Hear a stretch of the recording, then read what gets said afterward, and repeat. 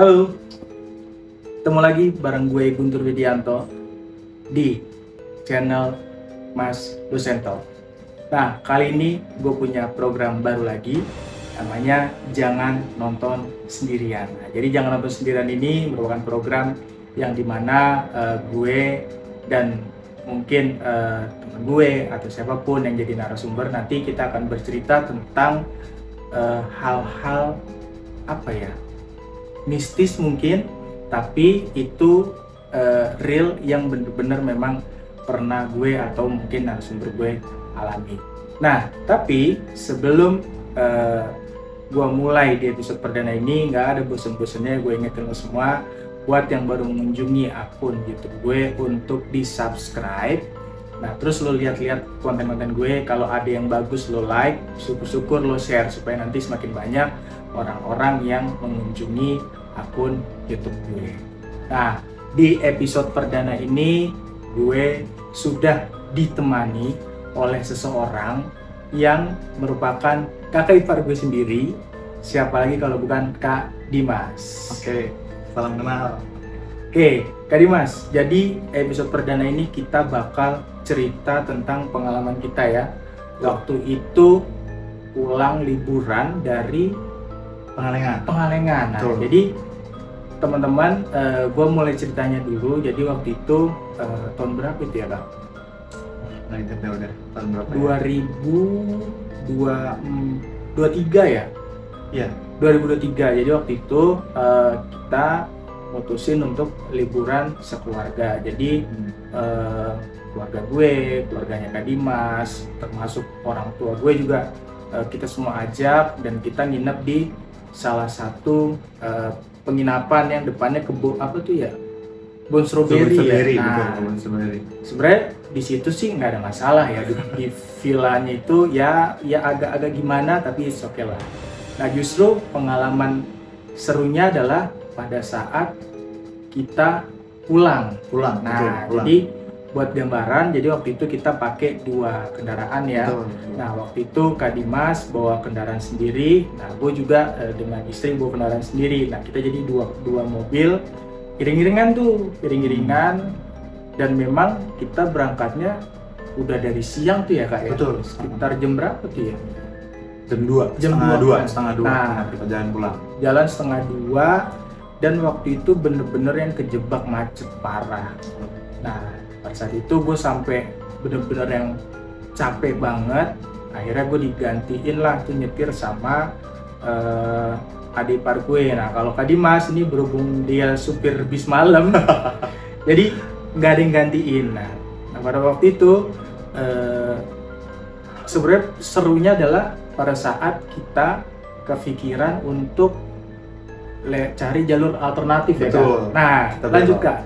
Nah, jadi gitu ya. Jadi udah jelas banget tuh, kita udah kena macet kan. Ya. Udah kena macet, kita udah kecapean. Ya. Kita udah lewat maghrib, dari berangkat setengah 2 itu dari Pengalengan pulang. Kita masih di Bandung, masih di area Bandung itu maghrib. Akhirnya kita mutusin bahwa kita mau cari jalan lain nih. Ya. Karena kebetulan navigator tuh saya yang nyetir di depan, navigatornya istri. Istri yang lihat map, dia ngeliat dari jauh tuh kayak ini bisa nih kayaknya lewat jalan sebelah sini. Jadi ada sebuah gang, kita ngambil belok kiri dengan harapan bahwa kita bisa motong lumayan karena kelihatan memang merah darah tuh di map tuh. Akhirnya kita mutusin belok kiri kan. Normal-normal aja. Awal-awal perjalanan tuh kita masuk belok kiri normal, tapi normalnya itu hanya berlangsung berapa detik doang.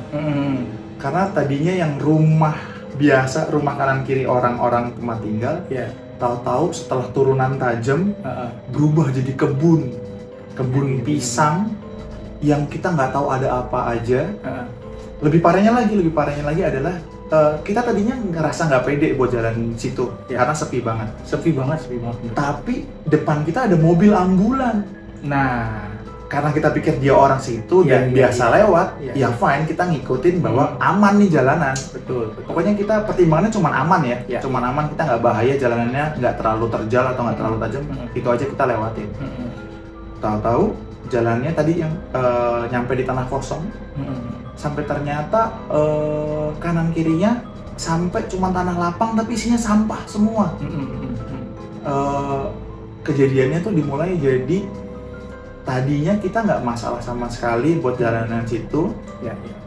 Tahu-tahu saya juga nggak cerita di tempat itu langsung karena saya juga nyetir, saya juga kepikiran sama penumpang saya yang kebetulan keluarga sendiri. Saya nggak mau bawa mereka kan kepikiran panik macam-macam aneh-aneh atau gimana. Tetap jalan. Tapi ini semua saya ceritain ketika udah sampai. Tapi ternyata yang kejadian yang pada on the spotnya adalah saya nggak tahu dari mana. Tahu-tahu di depan mobil ambulan itu datanglah sosok wanita berambut panjang yang nggak tahu dari mana. Udah gitu bukan nanggung satu, tapi dia dua.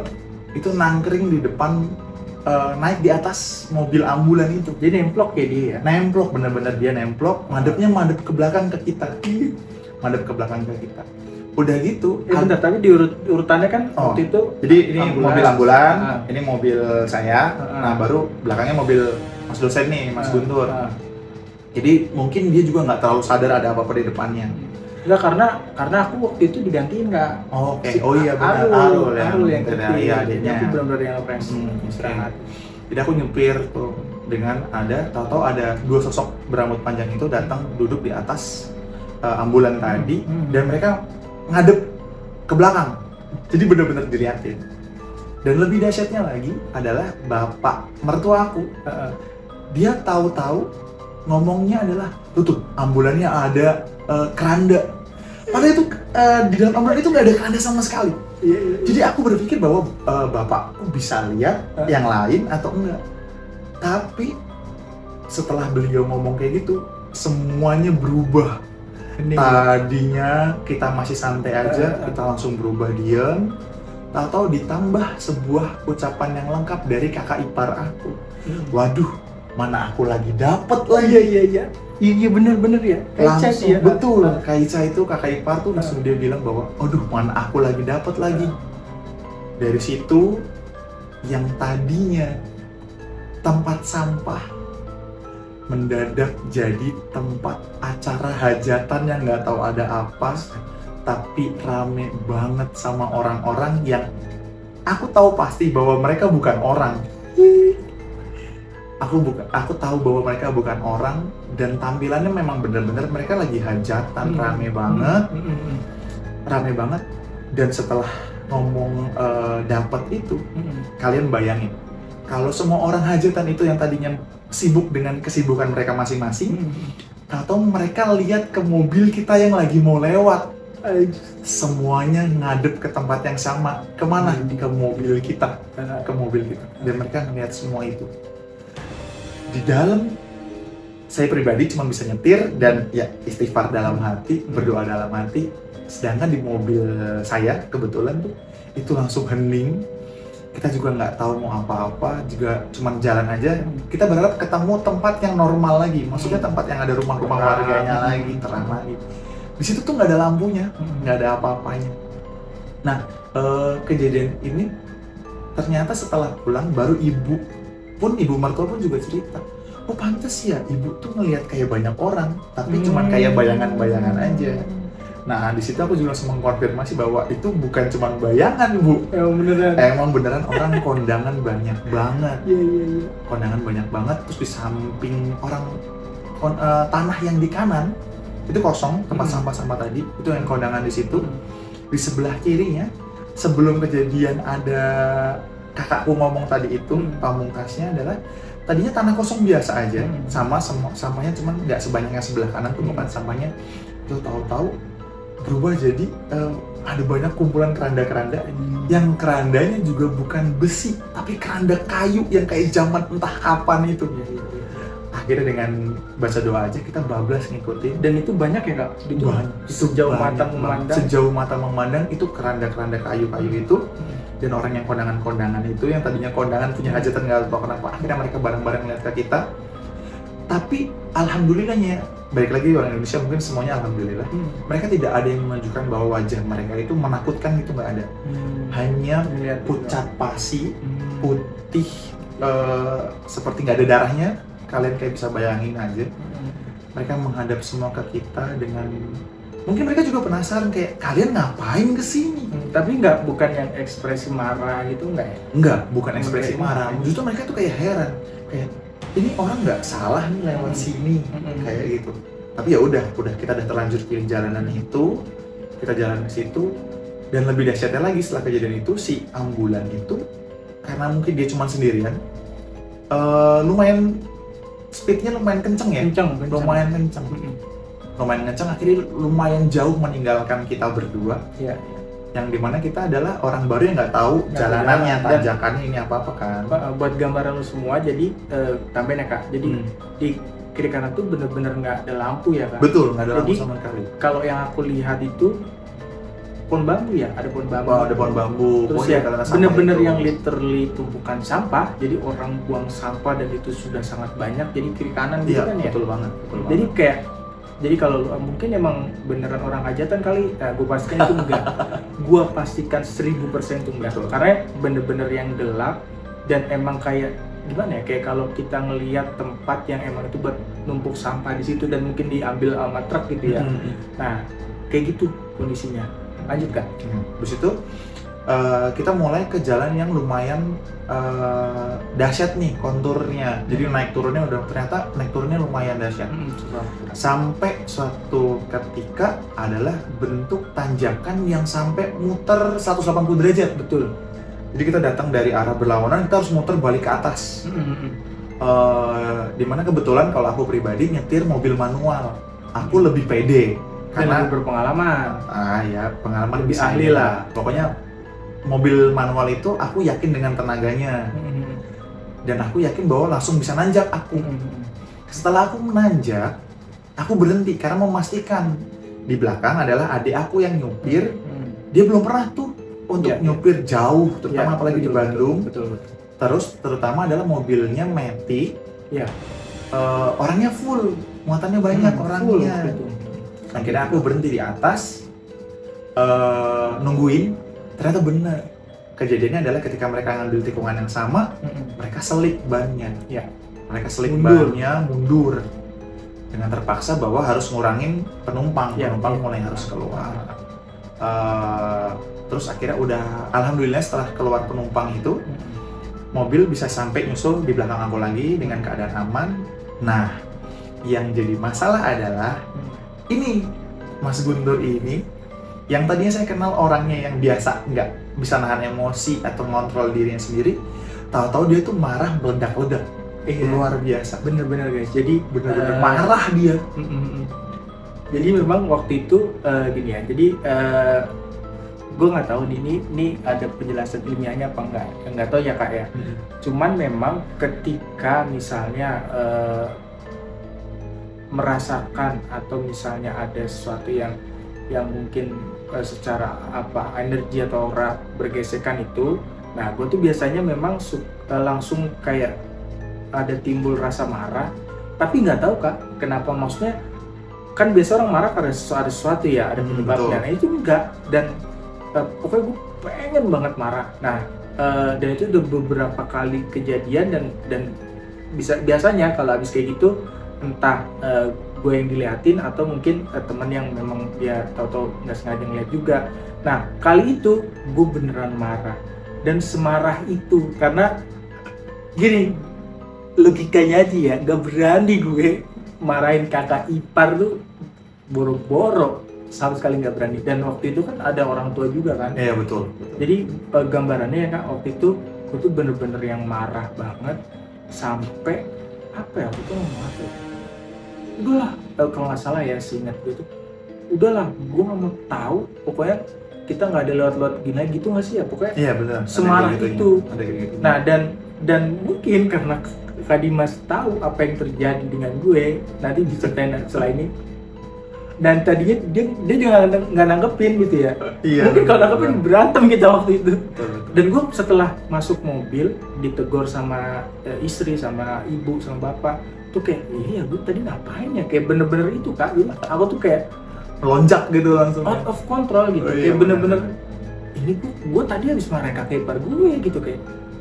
Nah ini yang terjadi nih, ceritain nggak? Oke, jadi dia tuh Guntur tuh tahu-tahu dia keluar dengan marah bahwa bilang, pokoknya gue nggak mau ya lewat jalan kayak gini lagi. Dia benar-benar gua lu ngomongnya. Nah, itu bayangin ya, aku yang kakak iparnya, yang ya pasti dia ada ipar lah, nggak akan berani. Aku juga nggak pernah kenal dia yang kayak gitu. Tahu-tahu bukan hanya kayak gitu, adiknya dia sendiri hanya karena masuk mobil lama, diomelin adiknya, bener lama banget masuk mobil doang aja. Bayangin. Iya benar. Jadi dia yang aku kenal nggak marah-marah tuh, tahu dia yang kayak gitu kan. Tadinya aku pun dalam keadaan nyetir, capek, macet, aku mau ngeladenin tuh. Kayak lu jual ya gue beli, gitu kan. Bener. Sama-sama capek kan. Sama-sama capek, bener kan. Tapi ternyata setelah dia marahnya nyamperin ke aku, ternyata aku baru sadar bahwa kemarahan dia bukan disebabkan dia sendiri. Ternyata jadinya gini. Jadinya dia tuh mulai marah dari keluar mobil. Dia marah itu di luar mobil, bukan di dalam mobil. Dia karena dia termasuk orang yang harus turun kan, karena mobil tadi nggak kuat, dia harus turun. Jadi gini, aku jelasin dulu. Bahwa aku tuh berhenti tadi karena suasananya gerimis. Aku berhenti di depan warung. Yang aku ngarepnya ada teduhan, biar nggak hujan. Pokoknya dia tutup kan, pokoknya dia udah tutup. Ada rumah buat teduhan, genteng. Aku ngarepnya biar kalaupun ada keluar, bisa ngamatin mobil yang di belakang aku tadi, yang di sekitar di aku, bisa nggak kena gerimis gitu kan. Ketika udah sampai mobilnya, alhamdulillah sampai di belakang selamat. Nah, Guntur ini dia kan jalan, dia nyusul akhirnya. Dan dia marah-marah. Tadi aku masuk kayak, wah ini orang marah-marah nih, nyari gara-gara kan. Tapi setelah aku sadarin alasan dia marah adalah ternyata jadi di atas genteng tadi adalah ambulan ini udah nggak tahu kemana ini. Tadi ambulan udah hilang. Yang ada dua sosok perempuan itu. Dan itu aku juga nggak tahu dua perempuan itu kemana tadinya. Ternyata ada satu yang nangkring di atas genteng tempat aku nunggu mobil tadi. Dan kebetulan yang mendapatkan kehormatan untuk dirangkul adalah orang sebelah aku. Jadi dia bener-bener kalau orang yang bisa ngelihat mungkin ya, dan kebetulan aku juga lagi bisa lihat waktu itu, dia itu bener-bener di pundaknya dia dari atas genteng itu, jadi ada rambut menjulur panjang banget rambutnya, dan itu bener-bener nutupin dia dan bener-bener nutupin dia. Makanya dari awal ketika dia datang marah, aku juga mau marah tadinya, tapi ketika muka dia tuh gelap banget kan, ternyata memang ada yang nutupin dia gitu. Dari atas memang dia kena rambutnya sama sekali. Dan dia benar-benar rambutnya sepanjang di badannya dia tuh bergelambir rambut yang bukan punya dia, itu dari atas itu. Jadi, aku paham. Berarti emosi dia yang terganggu itu bukan dari dianya sendiri, tapi mungkin memang karena ada faktor capeknya tadi lah ya. Betul. Tapi dari fakta yang aku lihat adalah ketika orang mendapatkan energi yang lain, dalam arti kata mungkin negatif ya, pasti dia otomatis lebih susah ngatur diri kan. Nah, aku berkesimpulan bahwa Guntur itu marah karena memang digantungin sesuatu dia. Dan akhirnya aku cuma bilang, udah, karena kita udah aman, pasti masuk mobil aja, kita lanjut jalannya. Jadi kita lanjut jalan tuh, ya kan. Aku nggak tahu tuh di mobilnya belakang gimana yang isinya Mas Guntur naikin ya. Nah itu sepanjang jalan tuh Kak, udah isi full ceramah tuh. Lu jangan gitulah. Kayak kalau istri kan, kamu jangan gitulah Mas. Ini kan kita jalan-jalan senang-senang gini. Tapi di situ aku nggak menyanggah sama sekali, nggak yang menyangkal. Misalnya dikasih masukan gitu kan. Nah, enggak lah, gue kan gini, enggak, sama sekali diem sambil mikir, gue nih tadi kenapa ya? Maksudnya mungkin dia capek iya, dan kalau orang capek kan ya memang kadang emosi suka naik ya, tapi ini kok nampaknya berlebihan banget gitu. Betul. Apalagi gue kemarin kakak ipar sendiri kayak, gue kamu tahu ya gue mau nggak mau lagi lautnya kayak gini kan, itu bener-bener berlebihan banget. Dan bener, apalagi kamu bawa ada Kak Dimas, Kak Ulfa, kamu kok ngomong depan ini. Nah gue waktu itu mikir Kak, kayak jadi sepanjang jalan pulangnya udah diem isi full nasihat. Arul yang biasa ngegas aja nih, diem dia denger. Takut. Iya, denger kakak diceramahin. Ya salah gitu, memang salah. Tapi ini kenapa ya gue bisa lebih parah gitu. Ayo lanjut kan. Oke, udah nih jadinya tapi yang bikin aku tenang setelah naik adalah kita mulai barengan ketemu ada mobil yang lain. Mobil lain. Tapi mobil lain bukan datang dari jalan kita. Jalan yang lain. Jalan yang lain. Jadi bentuknya itu kayak yang tanjakan tadi kita 180 derajat tadi itu ternyata bentuknya kayak perempatan T. Ya. Kayak perempatan T. Dia datang dari arah bawah sana. Dari bawah. Bawah kita beda. Di bawahnya sini. Dia dari lurus ke sana tinggal nanjak. Dan aku lega sebenarnya kayak, alhamdulillah nih. Juga udah ketemu punya teman-teman yang lain, mobil yang lain. Tapi ternyata ceritanya juga tentang keanehan yang kita alamin nggak cukup sampai di situ. Meskipun udah rame, tapi ternyata si mbak-mbak yang tadi di atas itu mutusin buat ngikutin kita. Tapi alhamdulillahnya dia nggak ngelakuin apapun yang bisa bikin marah lagi atau over control lagi. Dia hanya ikut di atas mobil. Kebetulan aku yang melihat di atas mobil Guntur tadi, yang ada Mas Gunturnya. Dia di atas, tetap di atas. Tapi setelah jalan beberapa meter, dia tadinya kan dia nangkring di atas mobil tuh. Terus dia mulai mutusin untuk pergi. Perginya pun kelihatan seperti, kalau bisa dibilang melayang-melayang, entah kemana lah ya. Nah, sampai akhirnya dia mutusin buat ninggalin mobil rombongan kita nih berdua ini. Tapi yang lebih keren yang aku sadari adalah ternyata dia bukan tanpa sebuah alasan ninggalin kita. Ternyata dari tanah yang kosong itu, meskipun udah ada mobil, tapi tanahnya masih lumayan kosong, belum banyak rumah warga. Sampai akhirnya dia mulai pergi itu, mulai ada rumah-rumah. Di situ ternyata ada bentuk sebuah gerbang yang gede banget, dan menurut aku itu mewah ya. Mewah sampai mungkin kalian bisa bayangin kayak gerbang itu saking besarnya kayak bis aja bisa lewat dan final itu megah banget. Itu gede, tinggi gitu gak? Gede, tinggi, bagus. Bener-bener kayak mungkin kalau rumah-rumah miliarder atau rumah-rumah triliuner gitu ya. Tiangnya bagus, besar sekali, tapi yang pasti besar sekali. Sampai mobil aku tuh ngeliat masuk ke gerbang itu, ngelewatin gerbang itu keluar, kayak nggak ada syukuran apa-apanya gitu. Kecil banget mobil akunya. Tapi gerbang aja. Sedangkan itu gede banget sampai pada jalanan itu untuk kita pas-pasan dua mobil misalkan ada ketemu jalan susah banget. Tapi bisa ada gerbang sebesar itu. Nah, jadi mungkin aku menyadari bahwa jalanan yang aku ambil tadi putusin buat jalan cepat adalah masuk ke tempat yang memang pemukiman mereka. Merekanya yang kita memang ternyata kita yang ganggu. Meskipun dengan syukur sih alhamdulillah kita bisa keluar dengan aman.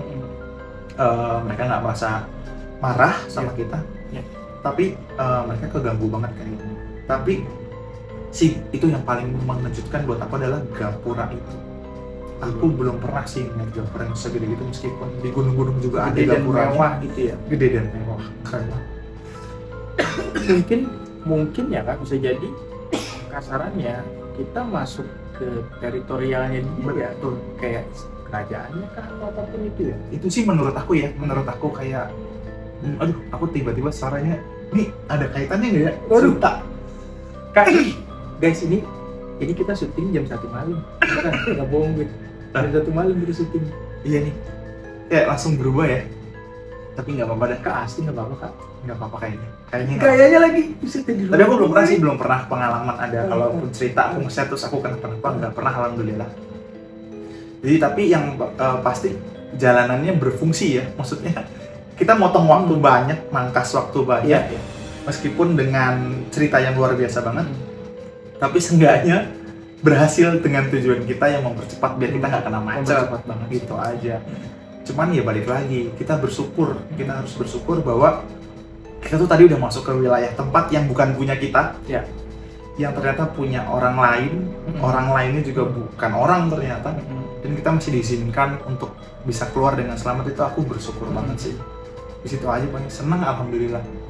Kak, tapi kan sebentar tadi kalau nggak salah waktu itu Kak Dimas cerita, jadi sempat ada gimana ya, maksud Kak Dimas buka map kalau Ova buka map dan itu sebenarnya jalan tuh gimana ya? Ada ya? Nggak ada ya di map?